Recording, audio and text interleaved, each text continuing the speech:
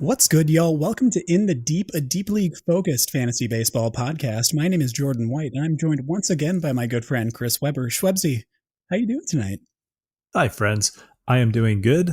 Once again, we've been promoted.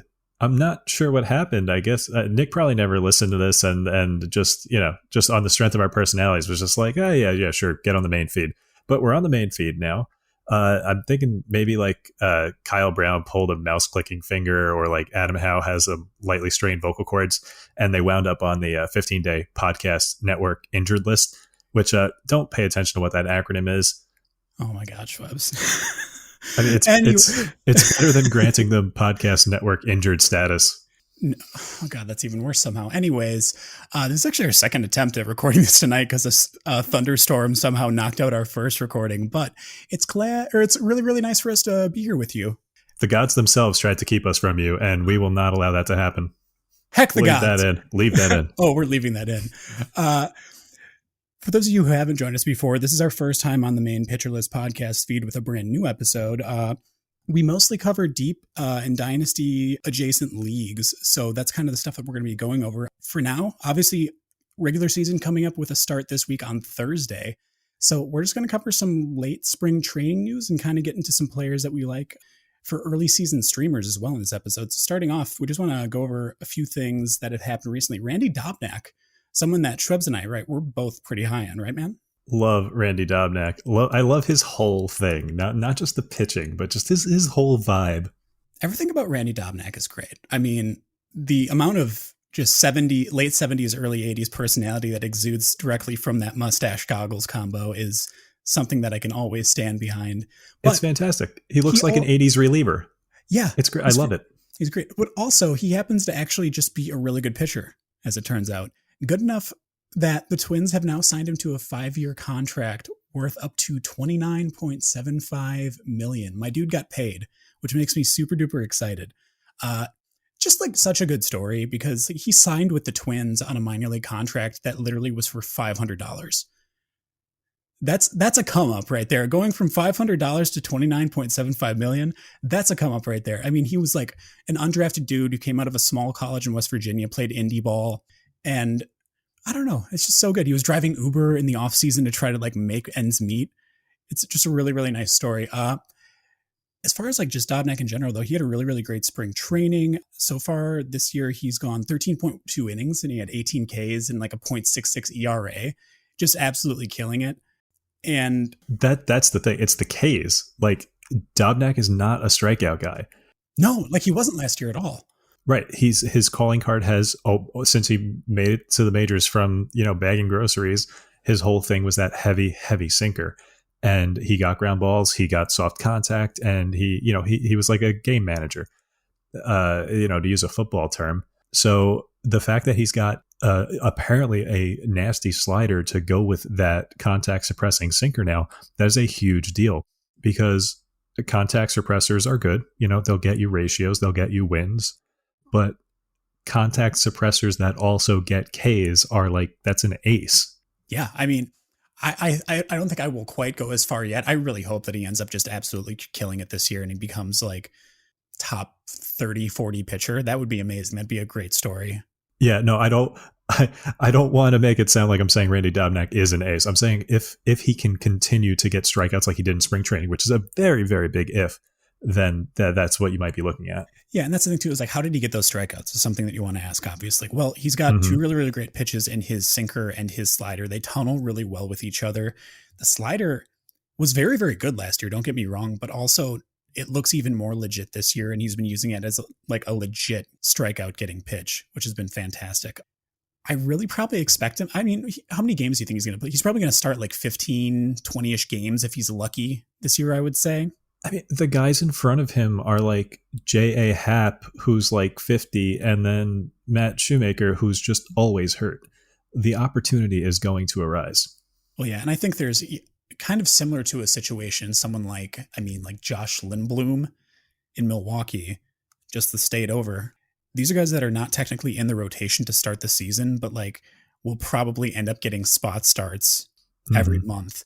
They're going to get that. And I think that Dobnak's outlook is much stronger than Lindblom's personally, but Dobnak's probably going to, once anyone in that starting rotation starts struggling, get his opportunities, and I think he's going to take it and run with it, and it's going to be fantastic. I can't wait. Yeah, I mean, he just got a $30 million contract, possibly up to $30 million.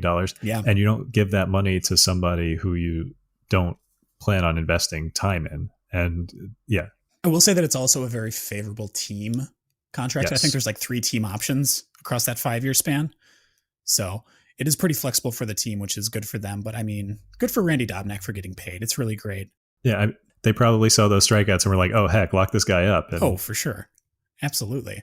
Moving on to, we're going to talk about 2 guys that are kind of 2 sides of the same coin, Taylor Trammell and Nico Horner. So Schwebs, tell me kind of like how you feel about Trammell. Let's go over like what his situation is right now a little bit. So Trammell is a really interesting case. I think he's got a bit of prospect fatigue around fantasy circles. Yeah. Because we've been hearing about him for a long time. He's on his 3rd team now. He started with, what was it, Cincinnati to San Diego to Seattle? Yeah, I believe so. Yeah. So when a prospect gets traded that many times, people start to think, how good can he be if he keeps on getting traded? But Trammell's got skills, and he's got skills that fantasy players like, because he can run, and stolen bases get drafted and paid for in fantasy no matter what. And he's got a bit of power. He's got the potential to be like a 5-category contributor in fantasy. And there are basically 0 5-category contributors that aren't like really relevant in fantasy. So that's what we're looking at here. If he actually gets playing time, he's a must add in nearly any format. Yeah, absolutely. And that's the thing too, is I would even say just like not even really power potential. I think the power is straight up there. Like he had a ball that he hit this spring.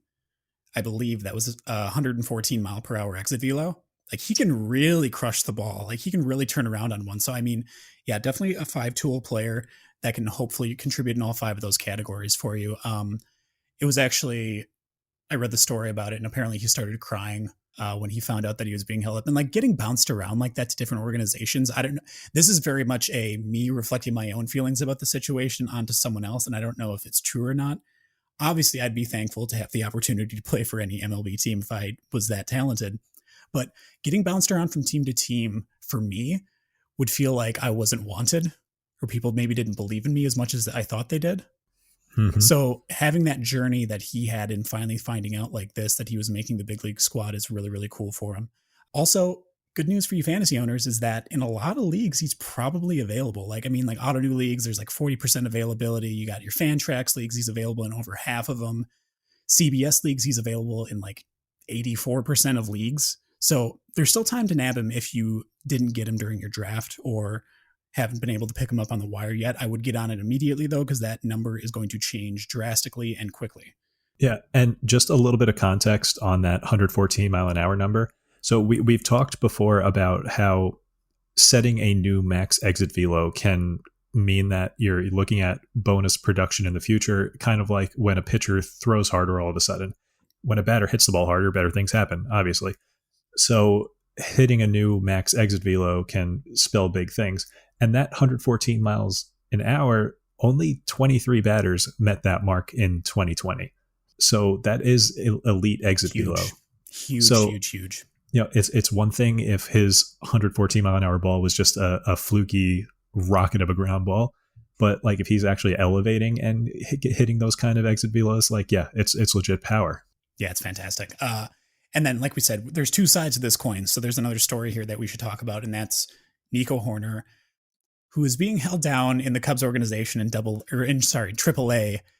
Basically, we know it's just manipulation so they can retain control of him for an additional year and not have to go into arbitration with him, which is, I mean, personally, I believe complete garbage. I think that you should want to have the best players on your team at any given time. This literally happens in 0 other sports. I don't know why we still have to deal with this.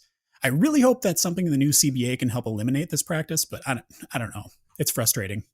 I mean, at least it's not happening to a team in a division where things could be decided by one game and everyone's mediocre, right? Yeah, exactly. I mean, for the folks that listen to our middle infielder preview, you know that I really, really like Nico Horner. If you haven't, go back, listen to it. I mean, there's lots of good picks there, obviously. But, I mean, the kid has a a stance change that allowed him to make better contact. He hit incredibly this spring. He was fighting with David Bodie and then eventually Eric Sogard, who ended up getting on the roster, which is absurd to me. I don't know how that happens. I fully expect that once Horner gets called up after 30 to 50 days, whenever that is, that he'll replace one of them on the roster. It's hard to say who. I'm just so sick of seeing good players being held down because owners want to save money. That's really it. Yeah, I mean, look, Bodie hits the heck out of the ball. We know that. He's like, yeah. It's not. This is definitely not Bodie versus Nico Horner, because Bodie is another player where if you see that Bodie is getting full-time plate appearances, he's a must-add in deeper leagues, because Bodie has legit power, knows how to take a walk. But the fact that Sogard is getting playing time over Nico Horner, a roster spot over Nico Horner, is just, it's absurd. Like, Sogard's had his moments, but why? Well, as someone who watched Sogard, because I'm a Brewers fan, last year, he has utility, but so does Nico Horner. Nico Horner is eligible at second base, shortstop, and third base in pretty much every single league. The fact that, you can't use that as an argument for holding him back. I just don't really understand the thought process here, other than obviously just owners trying to save money, which, clearly, considering the roster moves that the Cubs made the past year, they've been doing a lot to try to save money. So, not great. There's a really good chance that in a month we're looking at Nico Horner and Javi Baez making sick plays up the middle and wondering, like, why, like, how in the world did this happen? And, we're just getting out ahead of it by saying, how the heck did this happen? Yeah, exactly. I feel like every year there's a couple of players who get sent down that cause this outrage. And I'm dreading the CBA and the possible strike that's going to accompany it. Yeah. But I just hope I hope they fix this one thing in particular. Like, I'm so sick of this happening. Yeah, just kind of put a bow on it. Obviously, we need to make this fantasy relevant because this is why you're listening to this podcast, of course. Keep an eye on Nico Horner around around 3 weeks from the start of the season, approaching that 30-day mark, because I almost guarantee that between 30 and 35 days after the start of the season, they will eventually end up bringing him up.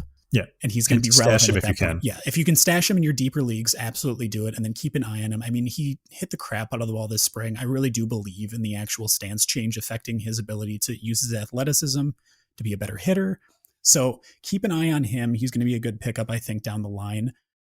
I guess another person that kind of fits this similar discussion that actually is going to be on the opening day roster, but mostly because of an injury, is going to be Andrew Vaughn. Yeah, I'm very all in on Vaughn because, yeah, it took an injury, but he should have been there in the first place. So, can we chalk this up as a W? I don't know.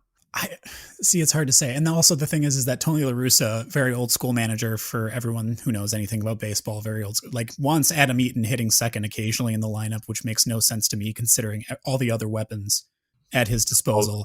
Hall of Famer baseball person. Hall of Famer baseball person, Tony La Russa wants to stick Vaughn in left field. Curious to me, Schwebs, what do you think about this? Well, you mentioned the Adam Eaton thing, and I'm really hoping that La Russa doesn't drive after making that Adam Eaton decision. He's done that before. But, yeah. Sorry, we're not fans of Tony La Russa around here, if you couldn't tell.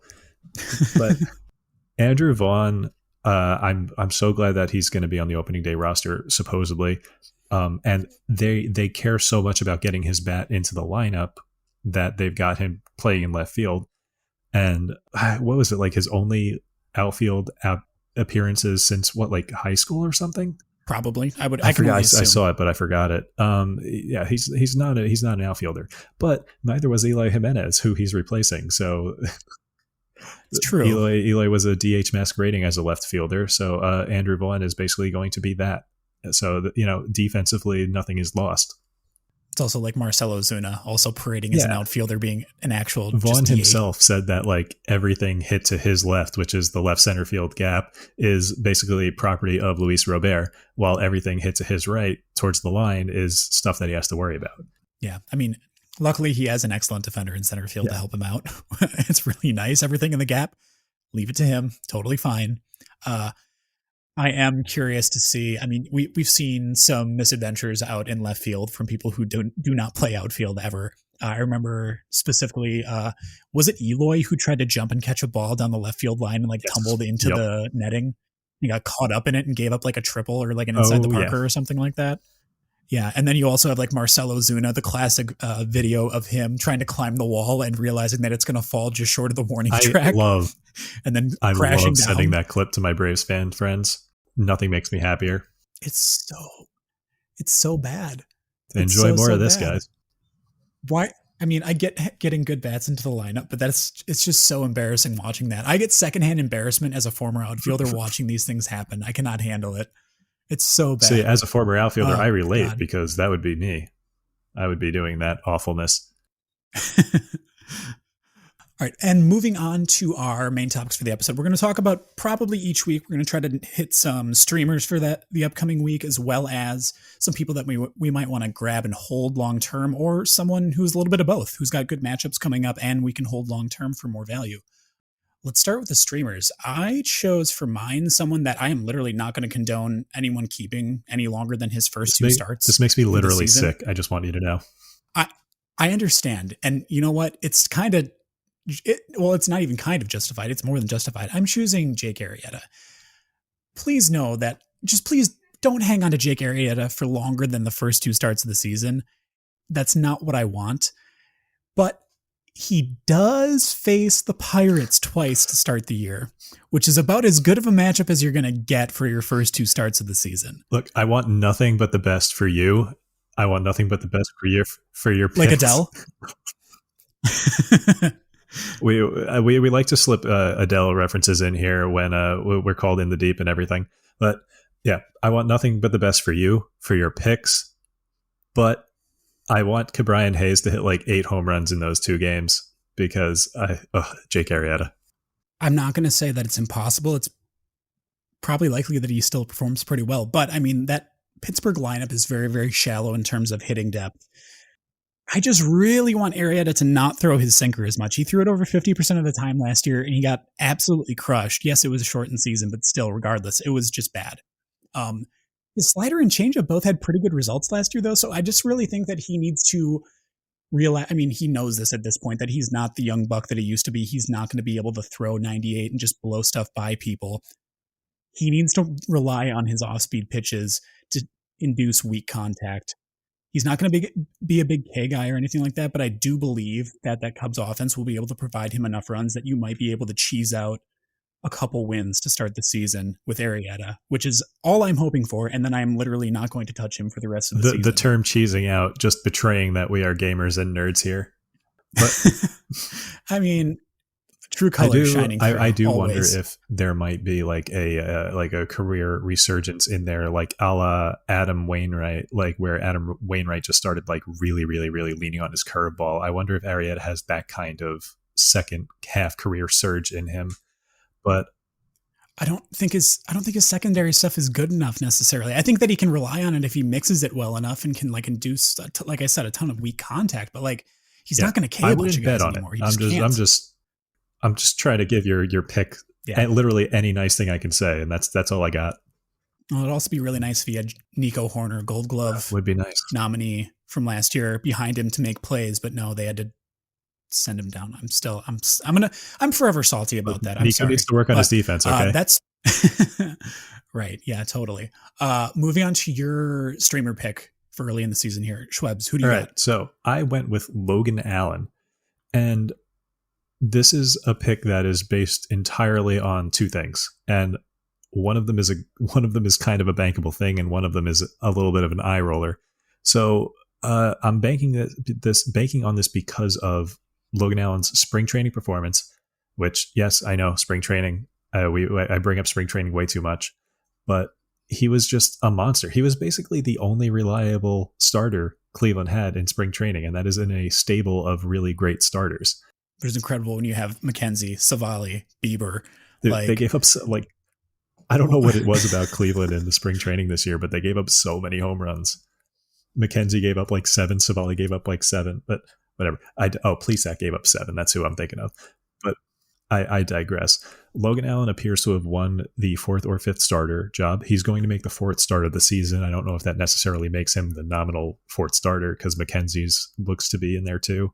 And I'm pretty sure McKenzie is better.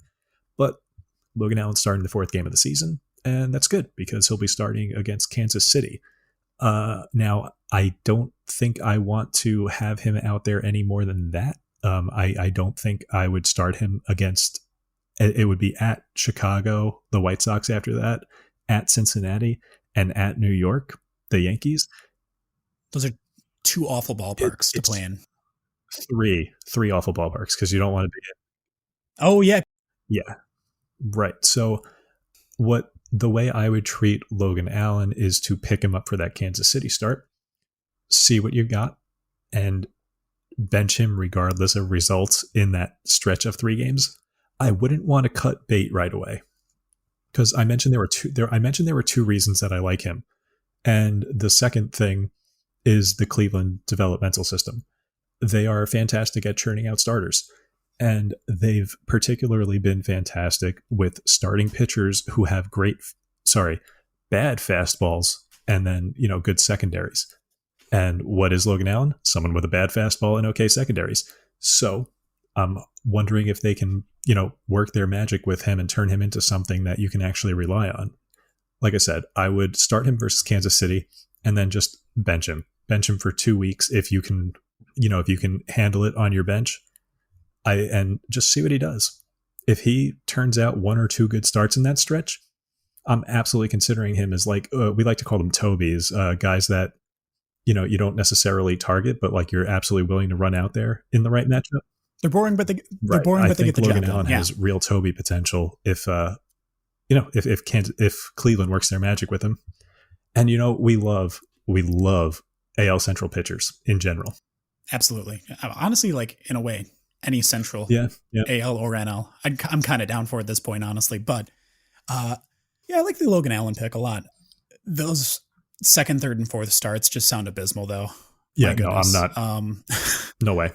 Yeah, if he performs well in any one of those, I can definitely see throwing some fab dollars or going in and trying to get him off the waiver wire. I'll probably pick him up and try to add him to any of my rosters. Moving on, let's go to some bats. How about some bats? Love bats. So for some hitters in this first coming week or so of the season, something we realized is that Schwebs and I both kind of like some San Francisco bats, specifically the righties. They have 4 lefties that they face in their first 6 games of this season, which means that right-hand platoon of their hitters is going to get a ton of opportunities. So there's a couple people here that we really liked. First off being Evan Longoria. For those of you that listened to our corner infield preview earlier in the preseason, I talked about why I liked him quite a bit there. He had a really, really sick StatCast page, 87th percentile exit velocity, 81st percentile xWOBA.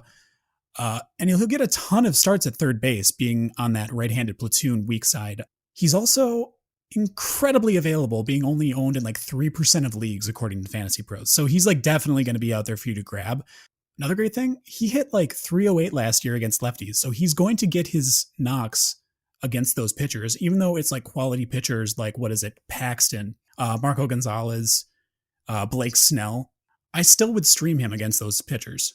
It's what they're there for. They are strictly there to hit lefties because we've talked before about how some of the smarter teams nowadays have too many good players, and what they're doing is they're just maximizing the at bats of these players. And San Francisco is just one of those teams that they are going to have a strong side platoon.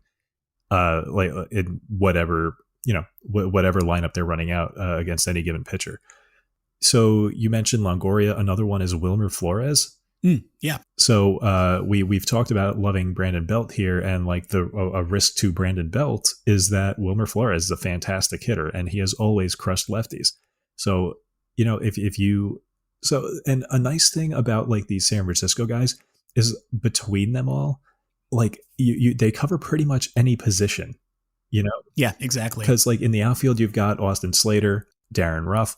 In the infield, you've got Longoria, Wilmer Flores. I don't know, depending on your league eligibility, I don't know if Wilmer Flores still has second base eligibility anywhere, but he's definitely got corner. Yes, absolutely. So yeah, like between Longoria, Flores, and the outfield, you've got so many positions covered with guys who are going to be strong hitters if they're facing a lefty heavy week. Oh yeah, and you mentioned Austin Slater. Austin Slater is a guy who kind of is having like a late career, like mid to late career breakout. Had a really good year last year. I mean, he hit 316 against lefties last year with 4 homers in limited action. I can't imagine that they sit him for any of those games. So he's another person that I'd be fine streaming in this case. And he's another guy last year. He sat above league average, well above league average in xWOBA pretty much the entire season.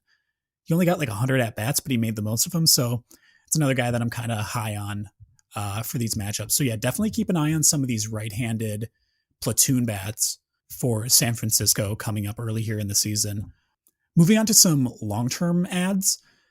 Let's start with a pitcher, Dalton Jeffries. Schwebs, you wrote this one down. Let me know what you think here about Dalton Jeffries. Dalton Jeffries appears to have won a starting spot in the rotation for the Oakland Athletics.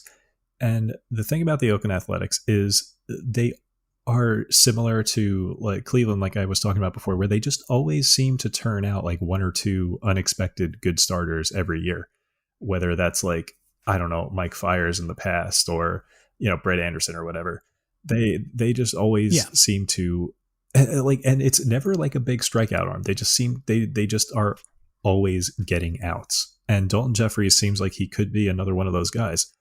In spring training, he struck out 24 guys in 18 innings, which is a really strong rate. Like that's good. If he could do that, like in the regular season, then he'd be like in, every week starter consideration. But that's not what we're saying here right now. We need to see that happen first. The first two starts, if he's in the rotation spot that we think, are going to be against the Dodgers and the Astros, which is a hard pass. But after that, he could see Detroit and Baltimore. He would be at Baltimore, which for me is a little bit sketchy, but it's still the Baltimore Orioles lineup. So if you have the roster spot and you don't know who to pick up, Dalton Jeffries would be a really fun ad, a really smart ad right now to just stash, keep on your bench for a week, and then run him out against Detroit and Baltimore. I bet by that point, even if he's owned now, he's going to be on some waiver wires. So keep an eye out. I personally would add him early, but always be paying attention to your waiver wires. That's one of the keys to fantasy baseball. And I would absolutely be adding Dalton Jeffries for those 3rd and 4th starts of the year. See, that's the crazy thing too, is I think if I remember correctly, let me look this real quick. Can I just tell you who got dropped or who got added and they dropped Dalton Jeffries? Who? Someone in my TGFBI league spent 100 of their fab dollars to pick up Chris Flexen and dropped Dalton Jeffries. I am sick. Are you physically ill right now? It wasn't, and surprisingly, it was not Mikey Ahedo. Once again, dragging Mikey when he is not here to defend himself. As is our standard. Has 2 fans. Wow. Anyways, that's kind of mean. I feel like at least there's got to be a few more out there, but surprisingly, Dalton Jeffries out there. I might try to nab him pretty soon here. I might nab him next week, honestly, in our fab bidding, but really, really good one. Another one that you wrote down here, Schwebs, Logan Webb is he's going to be pitching at Seattle and then Colorado at home for him, I should say, in San Francisco, and then at Miami and at Philadelphia. Those are 4 pretty solid matchups to start the year overall. Philly concerns me. Yeah, more so than the others for sure. Yes. If he's really rolling after those first 3 starts, though, and I think he might be, because actually Nick Pollock tweeted out today about Logan Webb and how it was a smart ad. I think that in these first couple of starts, like it's some of the best matchups that you can think of. And I'm absolutely interested in running him out for those first 3 starts. He's an immediate ad, if you ask me. Full disclosure, I've got a waiver wire ad pending for him in my NL only league because I'm trying to take advantage of those couple of early starts. So, if you're in my NL only league, please don't steal him from me. Hopefully you're not listening to this for Schwebsy's sake. But yeah, I'm getting in now before the rush because Logan Allen we talked about him in our starting pitcher episode. He was a popular sleeper what was it, the prior to 2020, and then 2020 happened. It was a weird year, and he didn't quite take off like he should have because of injuries. So now's your chance. I think you could see him blow up pretty quickly and be one of the more popular waiver wire additions. For sure. Yeah, I mean, that schedule is just beautiful, right? Once again, you're looking at, that's probably my favorite schedule, like opening season schedule that I've seen for most pitchers at this point. Yeah. And not for nothing, he gets to pitch in San Francisco half the time. Well, we also have to see with San Francisco, are they going to do the same thing? Mm-hmm. I can never actually remember what it was, if they like covered the gate or like closed the gate in right field. It was open. It was open. There you go. So that way there was like a breeze that essentially helps hitters. I don't know if it's going to be as friendly of a pitcher's park as it was previously before 2020, when they had that really, really strange phenomena of hitters just performing super well in Oracle. But something to keep an eye on, and that's a sick schedule to start the year. So really love the Logan Webb pick. Tarek Skubal. We knew that he... Oh, also, I do have something to bring up after we talk about Tarek Skubal, so please remind me that I need to bring something up. But has a rotation spot to start the year, which is fantastic. I think that as far as the big three pitchers, both out of Tarek Skubal, Casey Mize, and Matt Manning, I feel like Skubal has the highest strikeout upside right now, but he's also probably the most volatile of the bunch. Schwebs, tell me a little bit about his schedule here. Tariq Skubal has an awesome early season schedule. Depending on where you sit on the Cleveland Indians, the artist formerly known as the Cleveland Indians offense, which we're pretty down on them because it looks like they only have 4 or 5 good hitters in the whole lineup. So it looks like he's going to see Cleveland. He's going at home, and then he's going to be at Cleveland and then at Oakland, which is a great ballpark, even if it's a little bit of an imposing lineup. And then he's going to be home versus Pittsburgh. So those are 4 starts that I'm very comfortable throwing Skubal out there for. He still walked a few too many guys in spring training, which that was one of the things we were looking for with him. But one of the other things that we were looking for with him was his non-fastball usage. And that has come along. He was basically like an elite fastball and then not much else when he first came up last year. So something that we were really, really looking for out of him was how much is he using and what situations was he using his secondary pitches in. So there was one at-bat from his spring start on the 17th where he was facing Bryce Harper for the second time. In the first at-bat versus Bryce Harper, he had struck Harper out on a fastball looking. In the second at-bat, he threw 8 pitches to Harper. Only one of them was a fastball, and he struck him out for the second time. From a young pitcher, that's encouraging. That's really encouraging, especially from a young pitcher who didn't quite have great secondary pitches last year. So the fact that the Tigers have this kind of confidence in him, and like they've got him slotted into the number 3 spot right now, ahead of some veterans. So, like you said, the strikeout upside is great. Love to see the confidence. I'm absolutely willing to run him out there, and I think, given his upside, this is the kind of pitcher that you could stream if you wanted to, but there's potential there to be like a keeper, not even just someone that you start every game, but like a keeper. Yeah, and like in a deep enough league, I would definitely keep Skubal on staff. Obviously, three out of those 4 starts to start the season, I think, are really, really good. Obviously, I will take that Pittsburgh start all day, but the Devils starts against Cleveland, also pretty good. Again, the thing where he gets into trouble is his command and being able to throw strikes sometimes, and like he's going to walk a fair amount of people, it feels like. So the whip may hurt you if you're in like a 5x5 roto league. So do keep an eye out for that. Obviously, you need like people that are going to be able to balance that out. But I do think that the strikeout upside is there, especially if he has that elevated confidence in his secondaries. Like you said, being able to throw 7 out of 8 pitches in that second at bat to Bryce Harper that were off speed or secondaries feels really, really good. Shows that he has a little bit more confidence in those than he did last year. So love that pick a bunch. Moving on to someone that you and I think were a little bit higher on than the consensus earlier in the offseason, because I kind of figured he would end up being at the top of the order. Kike Hernandez is going to be leading off every day for the Boston Red Sox. This is something that excites me a ton because I have him on multiple teams. Not only that, he's also got positional flexibility. Like he's got 2 huge pluses right there. He's going to score tons of runs. That's a great offense. Schwebs, what else is really appealing here about Kike Hernandez? Man, I am on the record as saying that Hernandez is must start in at least 81 games this year because I think he's going to be a beast at home.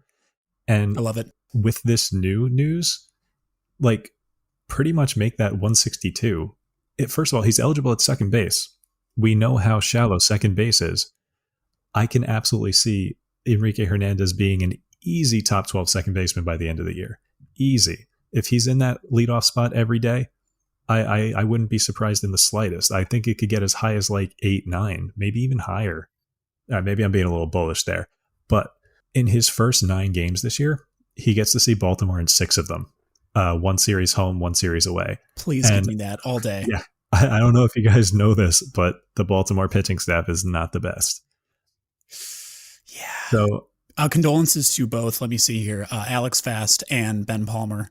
Those are the only Orioles fans I can think of off the top of my head. Both of the fans of the Orioles. Full stop. oh, buddy. Sorry, I'm mean today. I'm sorry. You're really going in hard. You're really throwing around the hate speech. Heck, darn. Anyways, yeah, I mean, super excited about Enrique Hernandez. It's going to be interesting to see if he sticks at the top of the lineup. I know that there's been issues in the past. People doubt his bat and his hit tool, but he's just such a defensive. Oh God, what's the word I'm looking for? Defensive asset. That's the word I'm looking for because I am smart and a great orator. I know the word orator, but not asset. Moving on. Anyways. Orator and asset. We're getting kind of frisky here. But super encouraging to hear for the folks that have shares of Enrique Hernandez. I'm not sure what his ownership percentage is in a lot of leagues. I know in deeper leagues, he's going to go 100% owned most of the time, but in the shallower, like 23-man roster leagues, he's often going to be on the waiver wire. So definitely keep an eye out for him as well. And I mean, hang on to him. He's going to be at the top of that lineup for seemingly the entire season, aside from his days off.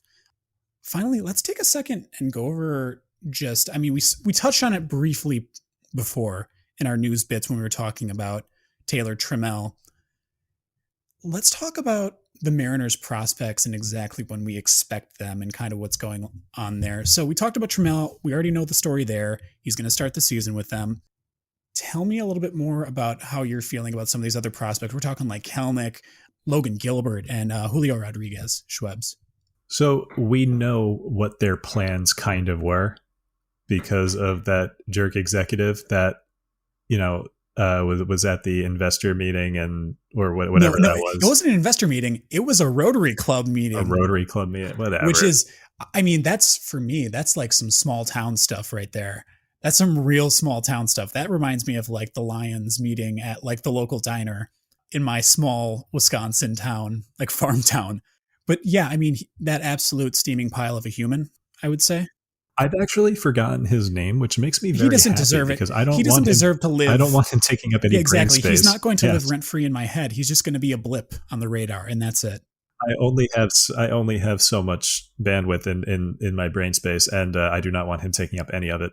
But so he said that they were basically expecting Kelenic in May, and they were expecting Gilbert in the second half. We're already seeing Trammell in the opening day lineup, which is a surprise. Given how public the Kelenic discourse has been, I'm a little bit surprised that it's not Kelenic instead of Trammell. I'm wondering. So, just looking at the Mariners outfield right now, you've got Kyle Lewis, you've got Taylor Trammell, and you've got Mitch Haniger. Yeah, and then you've got these 2 otherworldly prospects just sitting there champing at the bit. Like Julio Rodriguez was really good in spring training. Yeah, so was Kelenic. So what are they going to do? I feel like I want to believe that Kelenic is going to come up in May, but like that's going to present a real roster crunch. Like I feel like a trade has to happen this year. Maybe. I will say that as far as Kelenic coming up, I feel like he's going to take Haniger's spot in right field, and Haniger is going to go to DH, and then is going to end up just batting leadoff as a DH. I think that's the most likely outcome of this scenario, which is fine. I mean, more of a chance to keep Haniger healthy. I would love to see him stay healthy and lead off for that team. My hot take here is that you're going to see a Kyle Seager trade before the All-Star break. I kind of like that because he's in a contract year, correct? Mm-hmm. Yeah, so you might see him get traded and like move to a team and sign an extension or something like that. Yeah, I think you see. I think you see Seager get traded, Ty France winding up at third base, Haniger at DH, Kelenic in the outfield, something like that. I don't think we see Julio Rodriguez this year. I don't think so either. Unless, I mean, like maybe like end of the season, like playoff roster type thing, kind of like they did with Wander Franco last year. Right. Where he's not actually there, but he's on like the extended roster. Well, I can see an expanded roster call up, like maybe a September cup of coffee. Yeah. But Logan Gilbert, yes, who after Kelenic is the most exciting, the most exciting person for me here this year. They have already stated that their intention is to bring him along slowly, and they're going to ramp him up to be in the big league rotation in the second half. Because he only had like one start, right? In the spring? Yeah, it was one start. It was against the Angels. He was really impressive. He struck out Trout looking. He struck out Fletcher, which, is really impressive stuff from a prospect. Yeah. So Gilbert, I'm really, really excited about, and I'm going to be paying very close attention to how he performs in the minors. Dynasty owners, any leagues with minor league systems, you really need to be paying attention to him this year and when he's going to come up, because I think he's going to come up and make an immediate impact, around July. Maybe I don't think they wait till August, because it sounds like he's going to pitch the full year, I guess. And the season starts in. So minor league spring training starts in April. Yes, right? And then they start their season. I think they start in May 1st or something like that. Something about there. So yeah, I can absolutely see a May-June ramp up, and then major league team in July to get him 12, 15 starts. I'm wondering if he'll end up coming up like after the All-Star break or something like that. It could be. Maybe. I don't know. It's hard to say exactly what they're going to plan on. Like they did state publicly that they're planning on bringing him up in the second half of the season and ramping him up slowly as they get to that point. So it's hard to say exactly what the timeline is, but we at least have a general idea. And that's the thing too. If you have a team where, if you don't have a minor league system, just make sure you keep tabs on guys like this that are going to debut this year, and keep an eye on their progress. And if they continue to put up great numbers and they're ramping up their innings and pitching more, don't wait around. If you have the spot on your bench that you're able to hold and stash someone, hop on these as fast as possible. Like obviously dynasty leagues, he's not going to be available. But your leagues that have enough roster spots where you can get these guys, absolutely try to stash them. Yeah, the Mariners are in an interesting spot where they basically have too many players, but they also have all of these prospects coming up. Yeah. Like they're running out of 6-man rotation, and we're wondering when number 7 is going to come up. Yeah, that's a tough problem to have. Well, it's a good problem to have, I should say. Yeah, it's a good, yeah. Although one of those 6 starters is Chris Flexen, who should be fired into the sun. That is too far. I feel like that is too far. I feel like I should. You need to take a chill pill, my friend. That is extreme. I feel like I should explain my Chris Flexen hate a little bit. Nope. I think we should just leave it completely up to the listener to decide why you. I want the listener to come up with their own story about why you hate Chris Flexen so much. Chris Flexen ran over my cat. Oh no! Chris Flexen stole my girl. That's what happened. Chris Flexen actually stole Schwebzy's high school sweetheart. He stole my high school sweetheart, and when I said something about it, he just flexed on me, as his name would indicate he is wont to do. And I've just never forgiven him. Boo. No, Chris Flexen is a former Met. Yeah, I know why you hate Chris Flexen. And he was but it's for the people. And Schwebzy. He was terrible as a Met. He was every time he started, it made everything in my body clench up, and it just was not a fun time of being a Mets fan. Most notably your butt cheeks. So. But anyways, moving on from that. and then he succeeded in Korea. Yeah. It was the KBO, I believe, and now he's back with the Mariners, and people are all like, "Oh, this Chris Flexen guy," and I'm like, "No, new and improved Chris Flexen," and you're just like, Schwebzy angry. I don't like it. Although it would fit the trend of former Mets coming back and being good. So it's the curse. It's a curse that you bear. Can't wait for Justin Dunn and Chris Flexen to lead the Mariners to a playoff spot. Okay, I will talk about this on a later episode because we're already deep into this, and I don't want to go on another tangent right now because we're almost done. We're into the deep. Oh my God, he said, "Hey everyone," he said the podcast title on the podcast. Can you believe it? Check that off on your bingo cards, folks, if you were looking for that one.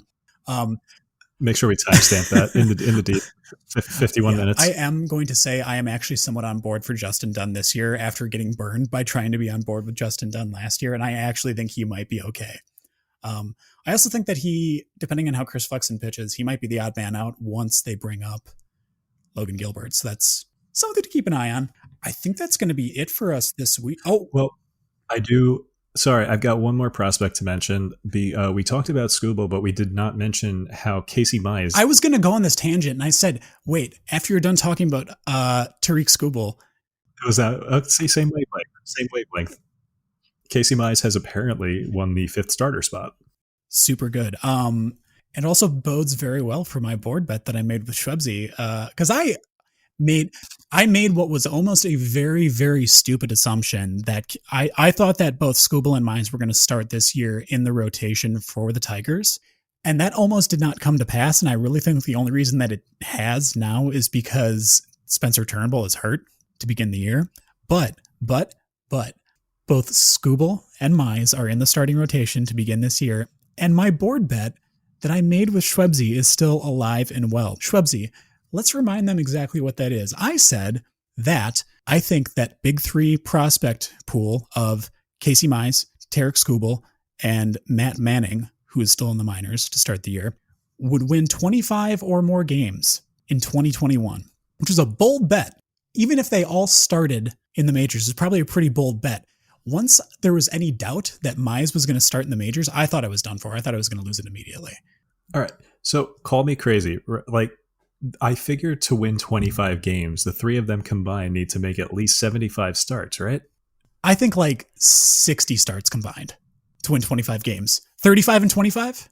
I get, you figure like they're not even going to get decisions in all That's their true. games. And like you think that, I will say it's incredibly bold. I just hope that it comes to pass. Because, I mean, after all, they are in the AL Central.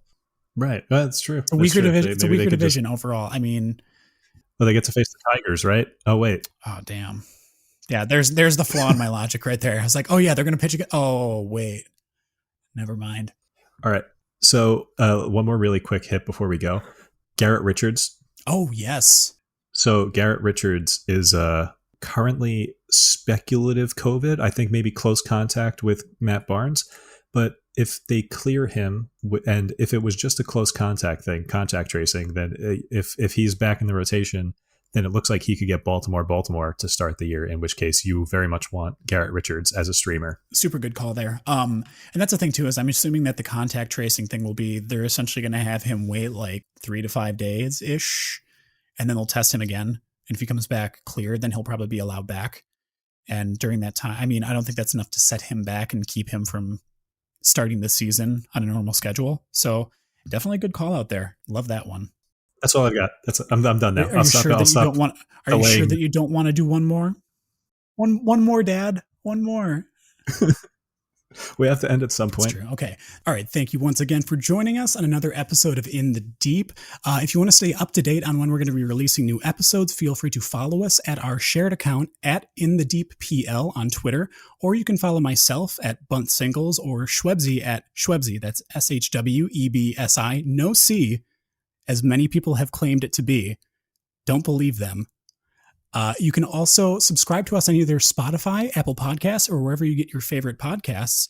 And be sure to keep an eye out for us on both our main feed and also on the main Pitcher List podcast feed. We're going to be joining you every Monday, once again at 6 a.m. And we'll see you next week for our very first episode in the midst of the regular season. We finally made it, Schwebs. We finally did it. We're there. We did it. We're here. All right, Schwebzy. Send them out. Bye, friends.